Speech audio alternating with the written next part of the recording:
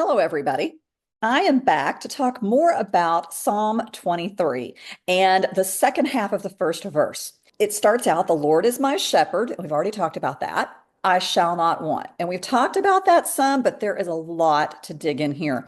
So, of course, this means that I'm not going to lack. I'm going to have what I need. And maybe it's just me, but I am really good at telling God what I need. I am also very good at telling him how to accomplish what I need. I mean, y'all, I can write scripts. If you will make this person say this, and then this person can maybe think that, and then, oh, wouldn't it be great if this person did that, and maybe this thing could happen? And boy, wouldn't that be super? I am really great at telling God how to accomplish the things I want him to do.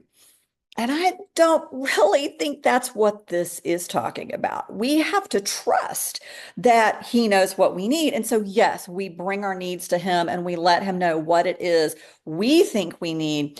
But then we have to step back and give him permission to be God, to be still and know that he is God.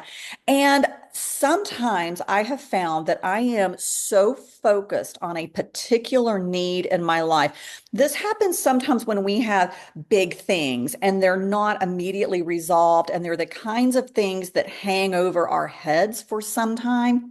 And we become very obsessed with them, and we're hyper focused on this one thing. And so we're looking for God to provide over here in this direction.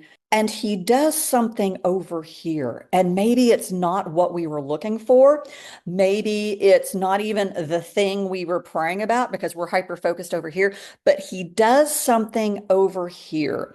And these are often whispers. They're not always screams, but sometimes they're whispers.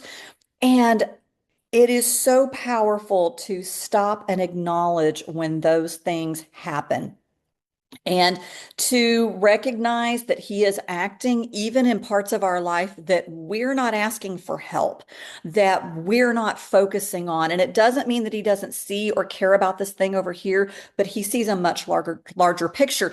God is always playing the long game. And the things that he cares about are so far superior to the things we care about. And so, as you're going through your days and you've got your list of things that you need God to do, leave some blank spaces for him to fill in the things that he knows he needs to do, that he plans to do. They're blessings. They're evidence of his love, his grace, and his compassion, and they are every much is deserving of our gratitude and thanks and praise as the things that we're focused on. So give God grace and space to move in our lives the way that he sees fit, and not just be hyper focused on what we think is the most important thing.